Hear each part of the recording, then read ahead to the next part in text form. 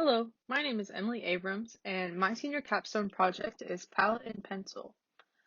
So I'll start off by going into the problem I wanted to tackle this semester.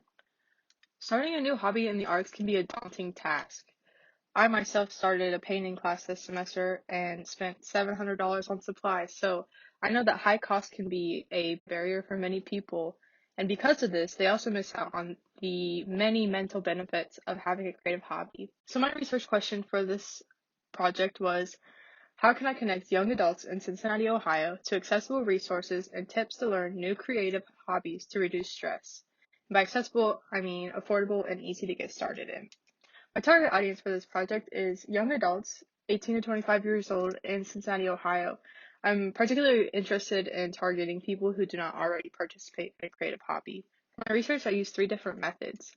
I conducted a literature review on the benefits of participating in a creative hobby, a survey to gauge interest and current participation in creative hobbies, and a competitive analysis of the current solutions to my research question, like makerspaces and other class types.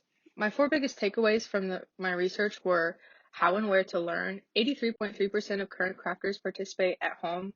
To me, that kind of ruled out having something like a makerspace or a class because people would rather participate in their home than go out and have to do it. My second one was for stress relief. Through my literature review, I learned that creative hobbies can lower stress levels and improve mood. And one of the big quotes that I kind of took from my survey was somebody who currently participates in a creative hobby said that if a hobby stresses you out, it's not for you.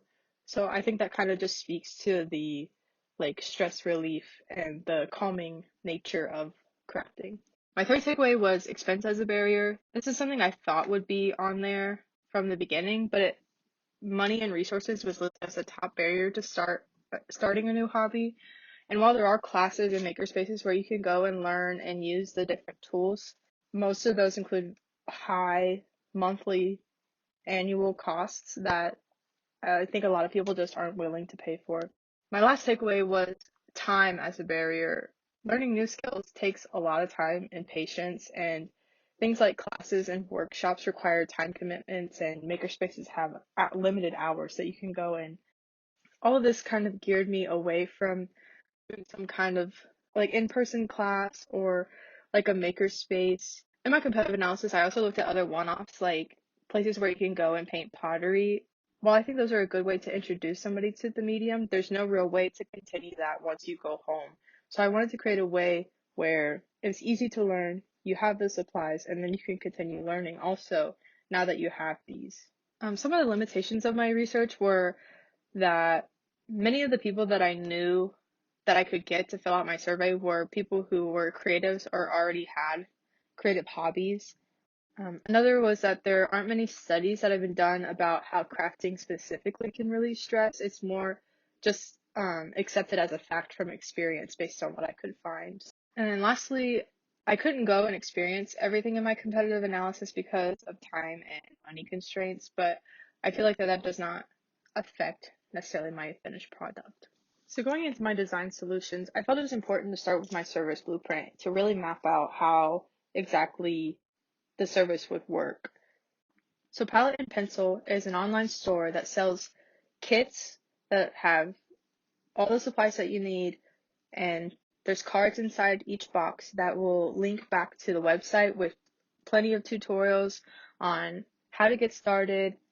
And it's not just tutorials on how to make a specific image, because I feel like that's kind of like the one-offs where you're just kind of giving them this thing and then just leaving them without help.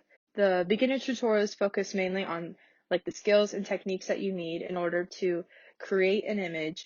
There's also tutorials on how to continue learning, like more advanced techniques and just like how to improve your skill overall. The supplies in each box are secondhand.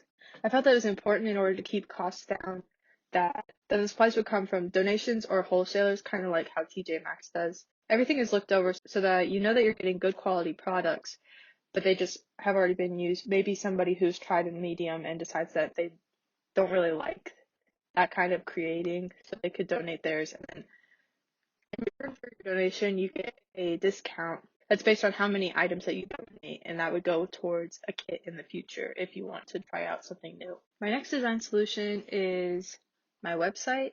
When developing the brand for palette and pencil, I wanted to have a more sketch and DIY aesthetic. I also wanted to challenge myself to go outside of my comfort zone and tackle a mostly illustrative style. I tried to keep the colors more gender neutral and youthful since I'm targeting young adults.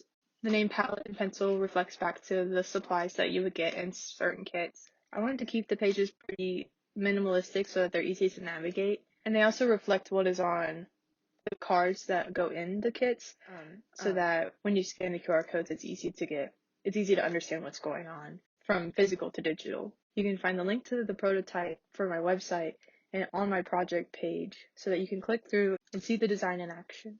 My last design solution are the cards that go into each of the kits. I wanted this to be a simplified version of what would be on the website with a way to point back to it. So with these, I talk about what makes the medium different than others, what you get in your kit, other things that would be helpful, a shortened version of the instructions, which would be the top video on the tutorials page, a card for inspiration if you need some help coming up with an image, and then also a benefits card, which would talk about the mental benefits, just to make them aware of why they should continue participating in this. For my testing, I had some of the people who I surveyed in my initial research go through and test the usability of the site and the cards. Overall, Palette and Pencil received positive feedback um, on the design aesthetic and the usability. Some of the things that were brought up though that I could change, which if I were to expand on this project, I would like to include individual supply options. Leads me to another thing that I got a lot of was they wanted the ability to choose the options. So I would also like to expand this to other mediums other than just painting and drawing. I've always really loved getting in or trying new mediums all the time. That's kind of what got me into this project.